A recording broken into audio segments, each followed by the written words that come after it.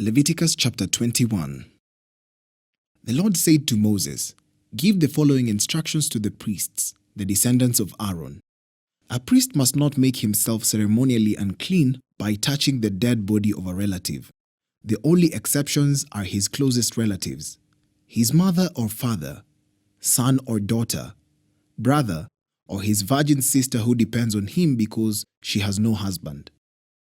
But a priest must not defile himself and make himself unclean for someone who is related to him only by marriage. The priest must not shave their heads or trim their beards or cut their bodies.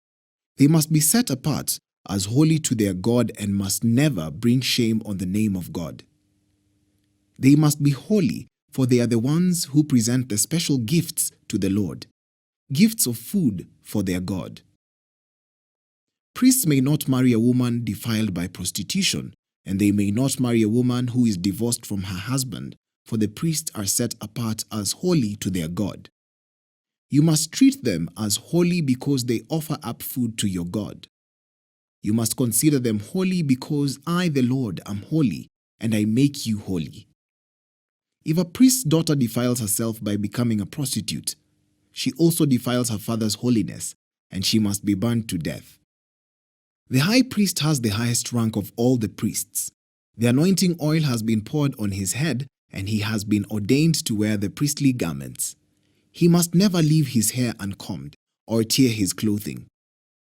He must not defile himself by going near a dead body. He may not make himself ceremonially unclean even for his father or mother.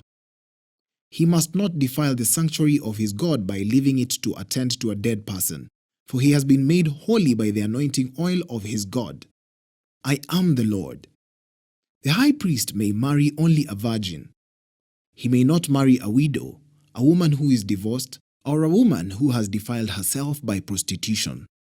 She must be a virgin from his own clan, so that he will not dishonor his descendants among his clan, for I am the Lord who makes him holy."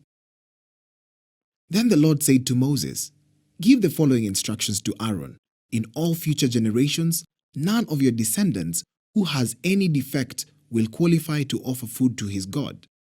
No one who has a defect qualifies, whether he is blind, lame, disfigured, deformed, or has a broken foot or arm, or is hunchbacked or dwarfed, or has a defective eye, or skin sores, or scabs, or damaged testicles.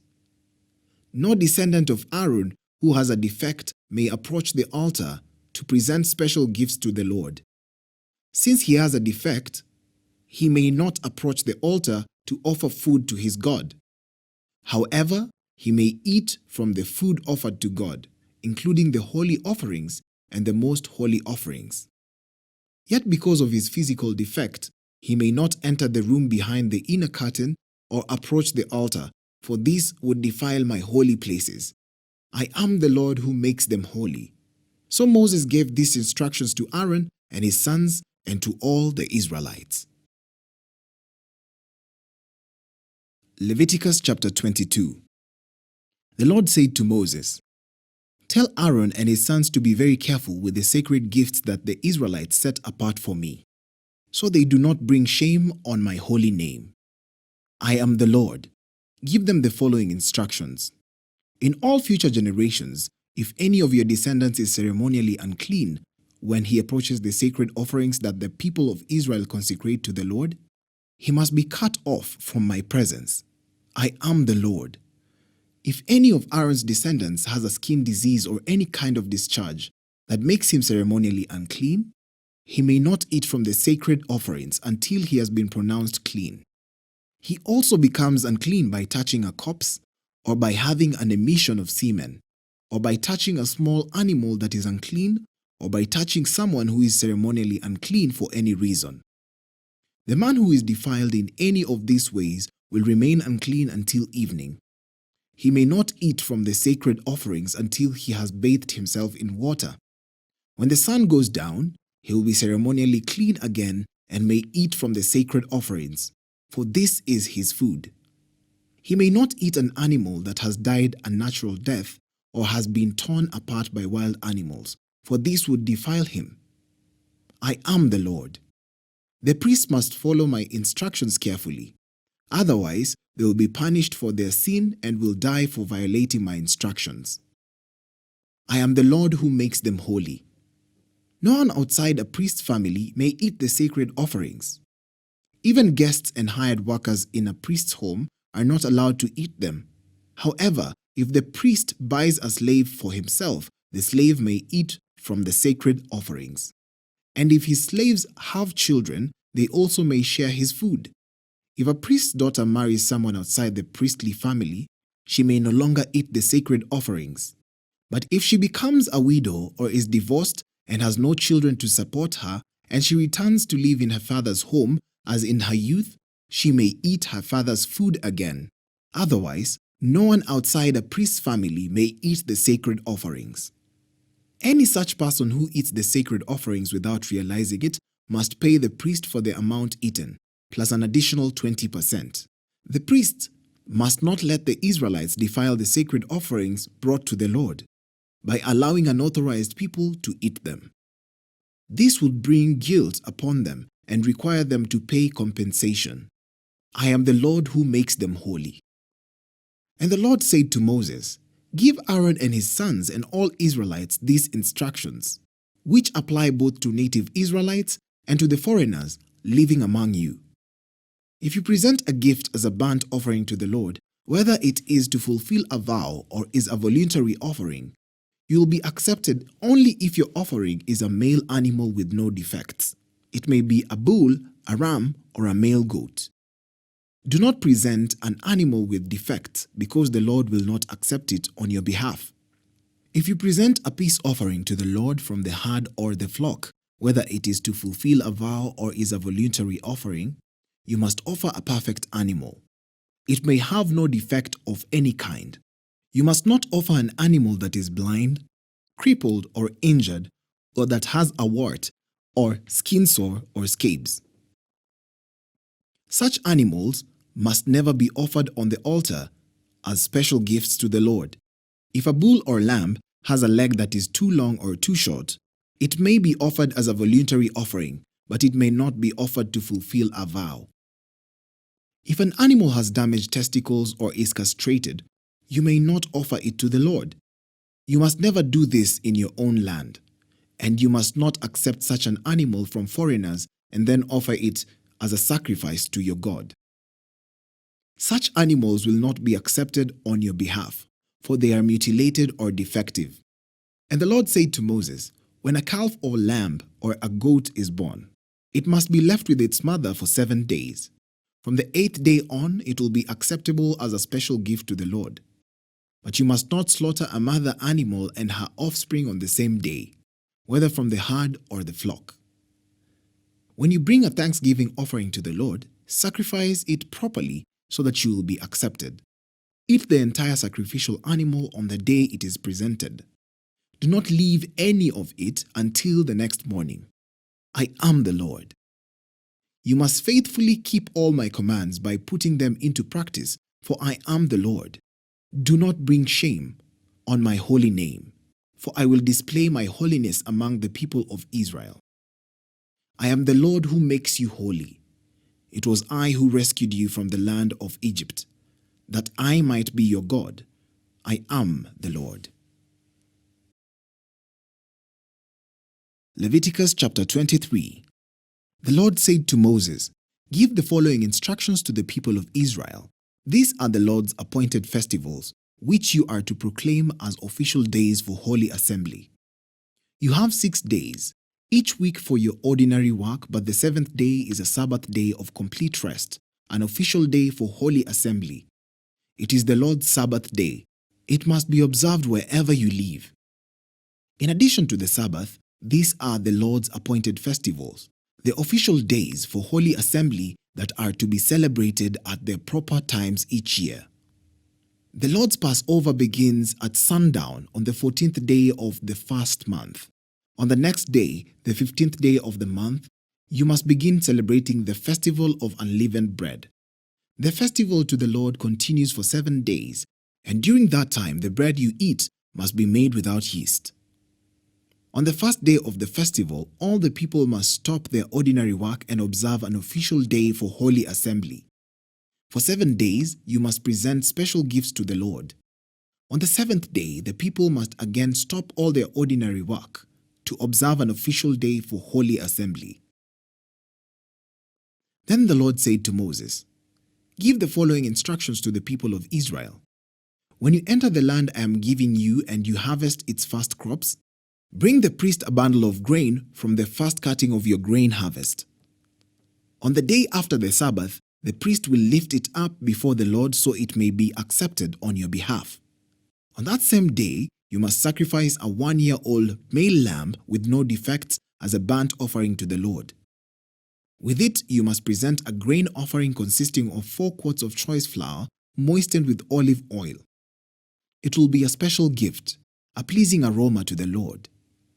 You must also offer 1 quart of wine as a liquid offering. Do not eat any bread or roasted grain or fresh kernels on that day until you bring this offering to your God. This is a permanent law for you, and it must be observed from generation to generation wherever you live. From the day after the Sabbath, the day you bring the bundle of grain to be lifted up as a special offering, count off 7 full weeks. Keep counting until the day after the 7th Sabbath, 50 days later. Then present an offering of new grain to the Lord. From wherever you live, bring 2 loaves of bread to be lifted up before the Lord as a special offering. Make these loaves from your 4 quarts of choice flour and bake them with yeast. There will be an offering to the Lord from the first of your crops. Along with the bread, present 7 1-year-old male lambs with no defects, 1 young bull and 2 rams as burnt offerings to the Lord. These burnt offerings, together with the grain offerings and liquid offerings, will be a special gift, a pleasing aroma to the Lord.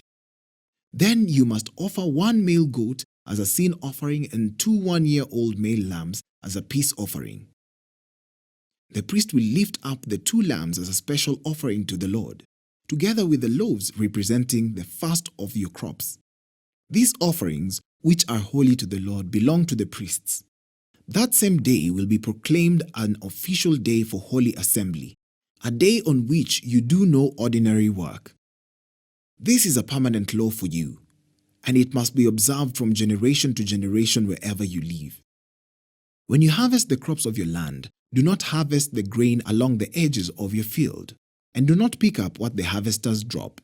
Leave it for the poor and the foreigners living among you. I am the Lord your God.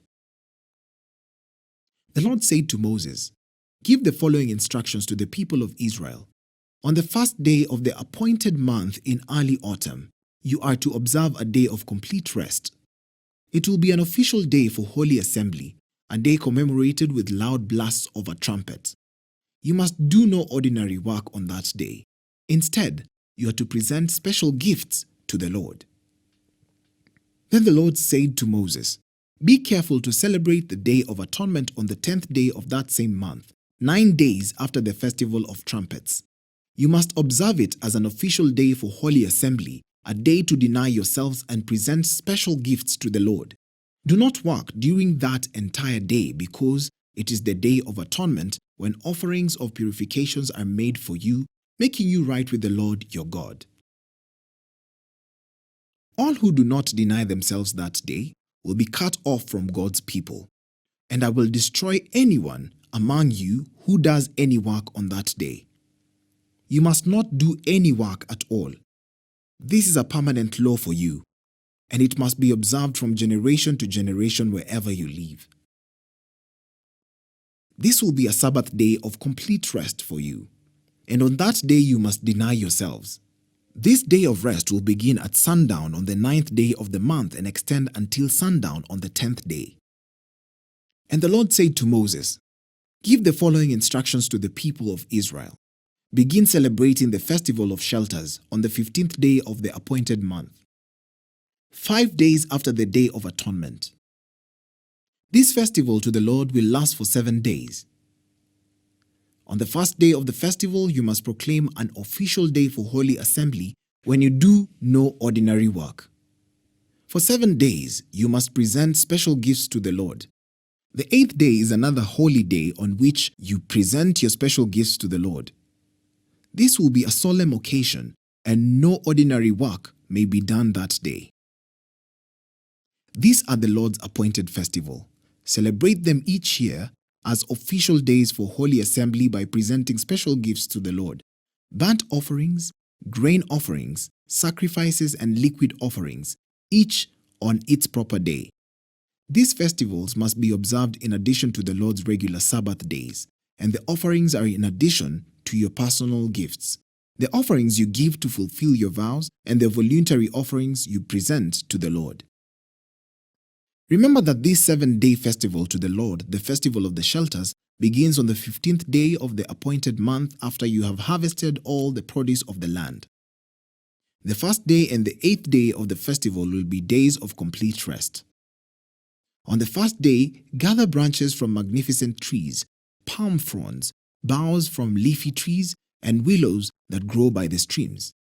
Then celebrate with joy before the Lord your God for 7 days. You must observe this festival to the Lord for 7 days every year. This is a permanent law for you, and it must be observed in the appointed month from generation to generation. For 7 days, you must live outside in little shelters. All native-born Israelites must live in shelters. This will remind each new generation of Israelites that I made their ancestors live in shelters when I rescued them from the land of Egypt. I am the Lord your God. So Moses gave the Israelites these instructions regarding the annual festivals of the Lord. Leviticus chapter 24.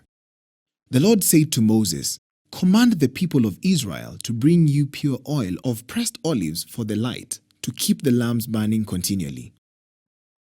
This is the lampstand that stands in the tabernacle in front of the inner curtain that shields the Ark of the Covenant.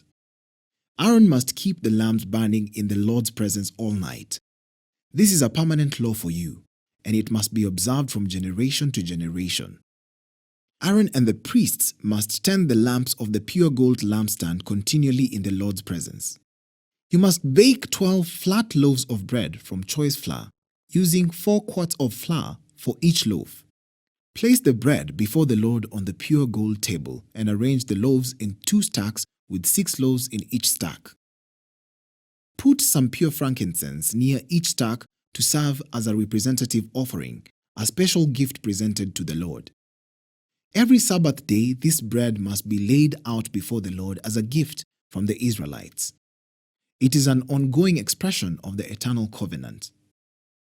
The loaves of bread will belong to Aaron and his descendants, who must eat them in a sacred place, for they are most holy. It is the permanent right of the priests to claim the portion of the special gifts presented to the Lord. One day, a man who had an Israelite mother and an Egyptian father came out of his tent and got into a fight with one of the Israelite men. During the fight, this son of an Israelite woman blasphemed the name of the Lord with a curse. So the man was brought to Moses for judgment. His mother was Shelomith, the daughter of Dibri of the tribe of Dan. They kept the man in custody until the Lord's will in the matter should become clear to them. Then the Lord said to Moses, "Take the blasphemer outside the camp and tell all those who heard the curse to lay their hands on his head. Then let the entire community stone him to death. Say to the people of Israel, 'Those who curse their God will be punished for their sin. Anyone who blasphemes the name of the Lord must be stoned to death by the whole community of Israel. Any native-born Israelite or foreigner among you who blasphemes the name of the Lord must be put to death. Anyone who takes another person's life must be put to death. Anyone who kills another person's animal must pay for it in full, a live animal for the animal that was killed. Anyone who injures another person must be dealt with according to the injury inflicted. A fracture for a fracture, an eye for an eye, a tooth for a tooth. Whatever anyone does to injure another person must be paid back in kind. Whoever kills an animal must pay for it in full, but whoever kills another person must be put to death." This same standard applies both to native-born Israelites and to the foreigners living among you. I am the Lord your God.